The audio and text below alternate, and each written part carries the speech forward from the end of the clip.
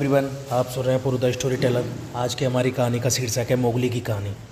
सालों पहले गर्मियों के मौसम में एक दिन जंगल में सभी जानवर आराम कर रहे थे। अच्छे से आराम करके शाम के समय भेड़ियों का एक झुंड शिकार के लिए निकला। उनमें से एक दारूका नाम के भेड़िए को कुछ दूर जाते ही झाड़ियों से बच्चे के रोने की आवाज़ सुनाई दी। भेड़िए जब झाड़ियों के पास जाकर देखता है तब उसे एक बच्चा दिखाई दिया। वह बिना कपड़े के ज़मीन पर लेटा हुआ था। बच्चे को देखकर भेड़िया चौंक गया और उसे अपने साथ अपनी बस्ती ले आया। इस तरह इंसान का बच्चा भेड़ियों के बीच में आ जाता है। बच्चे को भेड़ियों के बीच देखकर उस जंगल में रहने वाले शेर खान को गुस्सा आ जाता है, क्योंकि वही उस बच्चे को इंसान की बस्ती से उठाकर खाने के लिए लाया था। भेड़िया अपने परिवार की तरह इंसान के उस बच्चे को भी पालता है। उसके परिवार में कुछ छोटे भेड़ियों और उनकी माँ रक्षा थी। रक्षा ने उस बच्चे को मोगली नाम दिया। मोगली को एक परिवार मिल गया और वह भेड़ियों को अपना भाई बहन समझकर उनके साथ रहने लगा। दारोगा ने भी अपनी पत्नी रक्षा को बता दिया था कि इस बच्चे को शेर खान के नज़रों से बचा कर रखना, क्योंकि वह बच्चे को खाना चाहता है। रक्षा इस बात का पूरा ख्याल रखती थी और वो अपने बच्चों और मोगली को कभी भी अपनी नज़रों से दूर नहीं जाने देती थी। एक तरफ कुछ समय बीतने के बाद जंगल में रहने वाले सभी जानवर मोगली के बहुत अच्छे दोस्त बन गए थे। दूसरी तरफ शेर खान दूर से ही मोगली पर नज़र गड़ाए रखता था। वह मोगली का शिकार करने के लिए उचित समय के इंतजार में था। भेड़ियों के झुंड का नेतृत्व एक बुद्धिमान भेड़िया कर रहा था। उस दल में बल्लू नाम का एक भालू और बगीरा नामक एक पैंतर भी था। सभी एक जगह एकत्रित होकर मोगली को लेकर बातें करने लगे। उनका कहना था कि हमें मोगली को भेड़ियों की तरह ही पालना होगा। इस पर झुंड का सरदार अपने साथी बगीरा और बल्लू को बोलता है कि तुम दोनों मोगली को जंगल के नियम कानून सिखाओगे, साथ ही मोगली की रक्षा भी करोगे।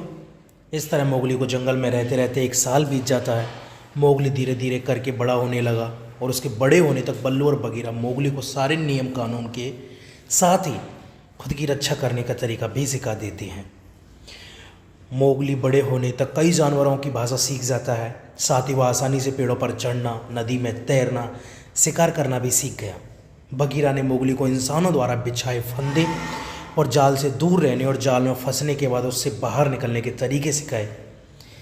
एक दिन समूह में रहने वाला एक भेड़िया का छोटा बच्चा शिकारियों के बिछाए जाल में फंस जाता है। उस फंसे हुए भेड़िए को शेर खान खाना चाहता था। तभी शेर खान से पहले मोगली वहाँ पहुँचकर नन्हे भेड़ियों को बचा लेता है।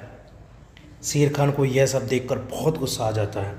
फिर शेर खान कुछ दिनों बाद मोगली को पकड़ने की कोशिश करता है, लेकिन वो उसे पकड़ नहीं पाता है।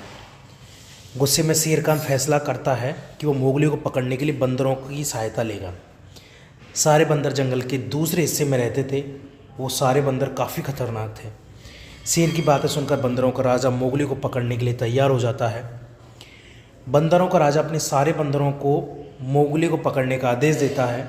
एक दो दिन कुछ बंदर मोगली पर नज़र रखते हैं और सही समय मिलते ही मोगली का अपहरण करके उसे घने जंगल से घिरे एक पहाड़ पर ले जाते हैं। मोगली सोच रहा था कि उसके पहाड़ में होने की बात बगीरा व बल्लू को पता चल जाए। तब उसे आसमान में उड़ता हुआ एक चील दिखाई दिया। मोगली उस चील को आवाज़ लगाकर कहता है कि तुम मेरी मदद कर दो, मेरी यहाँ होने की खबर बगीरा और बल्लू को दे दो। उन्हें कहना कि मुझे बंदरों ने यहाँ कैद करके रखा है। चील ने जैसे ही मोगली की बात सुनी तो वो जंगल की तरफ बगीरा और बल्लू के पास पहुँची। बगीरा और बल्लू को मोगली की जानकारी मिलते ही वे का नामक अजगर से सहायता मांगने पहुँचे।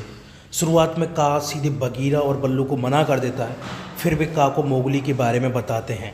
मोगली के बारे में जानकर का उनकी सहायता करने के लिए राज़ी हो जाता है।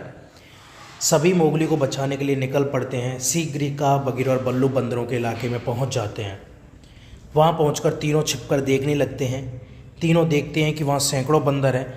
फिर थोड़ी देर बाद का कहता है कि अब मोगली को बचाने का समय आ गया है, चलो उसे बचा कर ले आते हैं।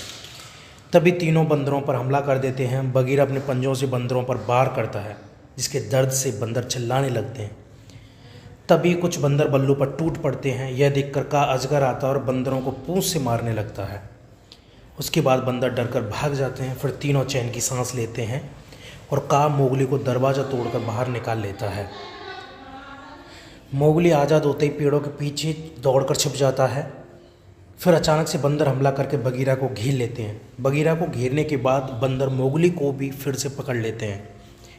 मोगली देखता है कि बगीरा घिरा हुआ है। तभी उसे याद आता है कि बंदरों को पानी से डर लगता है। वो बगीरा को चिल्लाकर बोलता है कि पानी में कूद जाओ, बंदरों को पानी से डर लगता है। बगीरा यह सुनते ही तुरंत पानी में कूद जाता है और बंदरों के चंगुल से बच जाता है। कुछ समय बाद मोगली बंदरों की कैद से भाग जाता है और फिर वह एक इंसानी बस्ती में पहुंचता है। उस बस्ती में पहुंचने के बाद उसे एक औरत मिलती है। उस औरत का नाम मेशुआ था, जिसका बच्चा सालों पहले एक शेर जंगल में उठाकर ले गया था, जिसके बच्चे को। मोगली उसी औरत के साथ गांव में रहने लगता है। गांव वालों ने भी मोगली को रहने दिया और उसे जानवरों की देखभाल की जिम्मेदारी सौंप दी। कुछ दिन बाद मोगली का भेड़िया भाई उसे गांव में देखता है।